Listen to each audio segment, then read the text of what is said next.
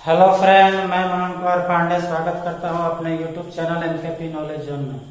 दोस्तों, मैंने web optics शुरू कर दी है और इसमें आज मैं आप लोगों को न्यूटन की कणिका सिद्धांत के बारे में बताने जा रहा हूं।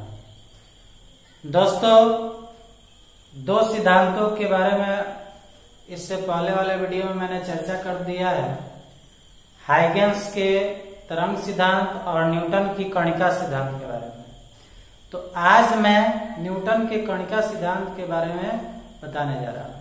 न्यूटन ने क्या बताया कि प्रकाश क्या है। तो प्रकाश जो है, इसको कहा कि अगर प्रकाश किसी स्रोत से निकलता है तो इससे असंख्य अनगिनत छोटी छोटी कण निकलती है, जिसकी वेग जो है काफी तीक्ष्ण होती है, तेज होती है। लगभग प्रकाश के वेग यानी 3 गुने 10⁸ मीटर पर सेकेंड, और ये बराबर निकलती रहती है। तो ये न्यूटन ने बताया था अपने प्रयोग में 1675 ईस्वी में, इसलिए यह सिद्धांत काफी फेमस भी हुआ था। तो इन्होंने बताया कि ये कणिकाएं सीधी रेखाओं में गमन करती है और अपने साथ साथ गतिज ऊर्जा को भी लेकर जाया करती है, यानी जा सकती है गतिज ऊर्जा को लेकर। और जब ये कणिकाएं हमारे नेत्र के रेटिना पर पड़ती है, तभी जाकर हम किसी वस्तु को देख पाते हैं। तो ये कणिका सिद्धांत में और भी है। अब कहता है कि हम जानते हैं कि अगर प्रकाश की किरणों का अलग अलग रंग हो, यानी अलग अलग रंगों के लिए इन कणिकाओं की जो आकार और आकृति है वो सब अलग अलग होती है। यानी रेड का अलग होगा, बैंगनी का अलग होगा, पीला का अलग होगा, सभी का अलग होगा, क्योंकि श्वेत प्रकाश 7 रंगों का मिश्रण होता है। तो भिन्न भिन्न रंग के लिए कणिकाओं का भिन्न भिन्न क्या होता है, आकार होता है। उसके बाद इन्होंने बताया कि इन कणों को कणिकाएं कहते हैं जो किसी प्रकाश स्रोत से होकर गुजरती है। यानी छोटे छोटे अनगिनत कणों को कणिकाएं यानी कर्पोसल्स कहा गया, इसलिए इस थ्योरी को न्यूटन्स का कॉर्पोस्कुलर थ्योरी कहा जाता है। उसके बाद कहता है कि जब ये कणिकाएं किसी एक माध्यम से दूसरे माध्यम में जाती है तो इनकी चाल या इनकी जो आकर्षण या प्रतिकर्षण की क्रिया होती है वह माध्यम के स्वरूप के ऊपर डिपेंड करता है। यानी किसी माध्यम के समीप ये जाती है तो ये तो आकर्षित होती है और नहीं तो प्रतिकर्षित होती है, लेकिन आकर्षित कब होगी और प्रतिकर्षित कब होगी वो उसके माध्यम के प्रकृति पर निर्भर करता है। तो ऐसा बताया भी जाता है कि जब ये कणिकाएं सघन माध्यम से विरल माध्यम में जाती है तो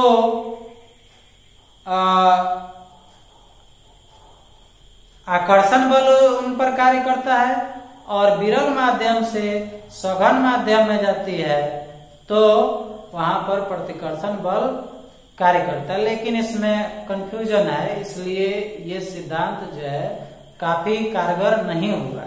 फिर भी कुछ हद तक इसको मानते लोग चला आया, आगे चल के इसको दरकिनार कर दिया गया।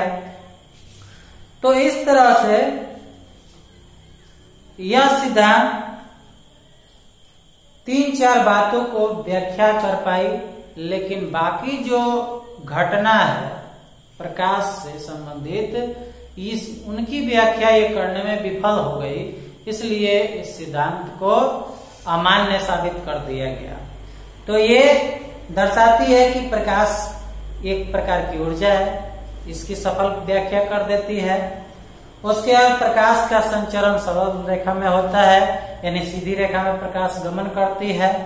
उसके बाद प्रकाश का परावर्तन या अपवर्तन होता है, इसकी भी व्याख्या कर देती है। लेकिन अब कहाँ ये असफल हुई, तो इसके अनुसार क्या होता है कि इससे पता चलता है कि जैसे जैसे इन कणिकाओं का टेम्परेचर अगर बढ़ता जाएगा तो क्या होगा, इनकी वेलोसिटी क्या हो जाएगी, बढ़ते जाएगी, और घटता जाएगा तो इनकी वेलोसिटी क्या होगी, घटती जाएगी। लेकिन यह कल्पना करना सही नहीं होता है, क्योंकि प्रकाश की चाल जो है वो माध्यम के प्रकृति के ऊपर डिपेंड करता है, न कि ताप के ऊपर डिपेंड करता है। इसलिए इसका ये एक बैड इफेक्ट हुआ, बैड मान्यता हुआ। उसके बाद कहता है कि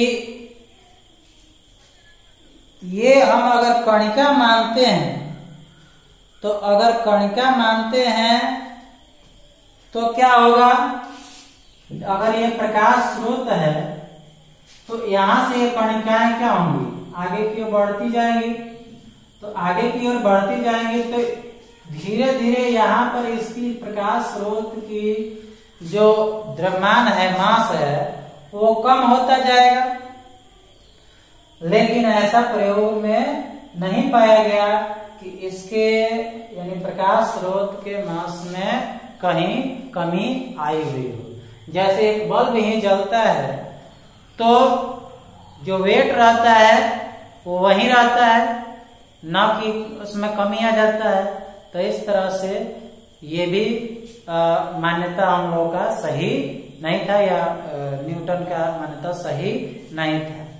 उसके बाद कहता है कि न्यूटन ने बताया था कि सघन माध्यम में प्रकाश की चाल अधिक होगी, क्योंकि ये कणिका सिद्धांत है, तो कणिका सघन माध्यम में कण जो है ज्यादा होता है।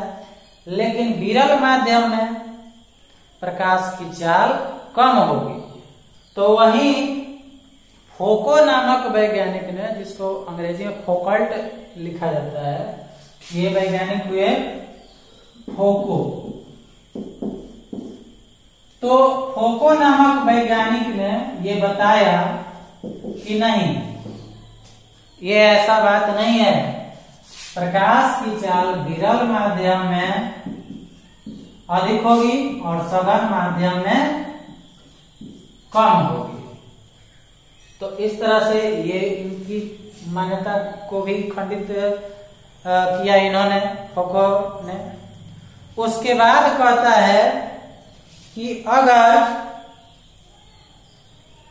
परावर्तन या अपवर्तन हो, तो कहता है कि अपवर्तन में कि अगर प्रकाश की